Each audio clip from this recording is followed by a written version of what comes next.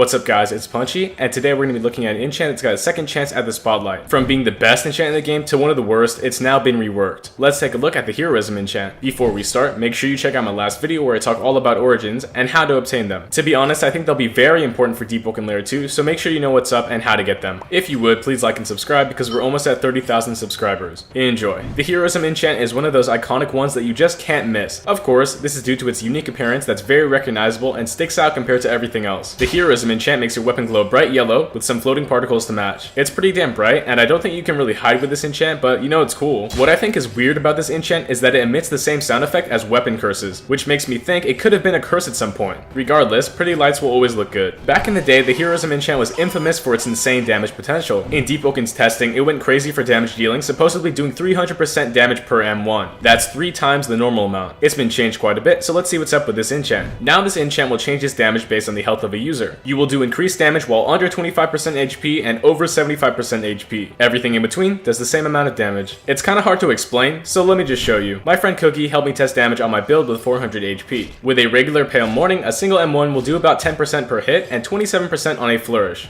And when using the Heroism Enchant at 100% HP, he does around 12% per hit and 34% on flourish. The higher HP you have above 75%, you'll deal more damage. That being said, when we drop to 95%, he does around 11% per hit, and at 90% and 85%, he will also do 11% damage. But when his health drops to 75% exactly, his damage returns to the base amount, which is 10% damage on a M1. And this also works in the opposite way. When you're at low HP, you'll do more damage. Any health value between 75% and 25% will do base damage, but if you drop below 25%, you'll do the same exact bonus damage as above 75%. This can also stack with modifiers like Last Resort, when you end up doing 13% damage per M1. Another friend of mine used a ton of debuffs and buffs with Heroism and started shredding me. As you can see, this enchant is very good if you want to do insane damage. Not to mention, this enchant is OP in PvE if you don't take any damage because, you know, it just does bonus damage. I believe the increased damage from Heroism is percent base damage because you can destroy bosses like the Duke easily. In my opinion, this enchant is very strong with little downside. If you can keep yourself at high HP or have talents for low HP, you'll basically have a damage buff all the time. I rank this enchant as a solid A tier enchant because the raw damage difference is probably the largest in the game. Although it doesn't offer any new options, it's very solid, and you know, it's free damage. I think I'll have to get my hands on one of these enchants before layer 2. Tell me what you guys think down below. Thank you for watching, and like and subscribe. Have a good one.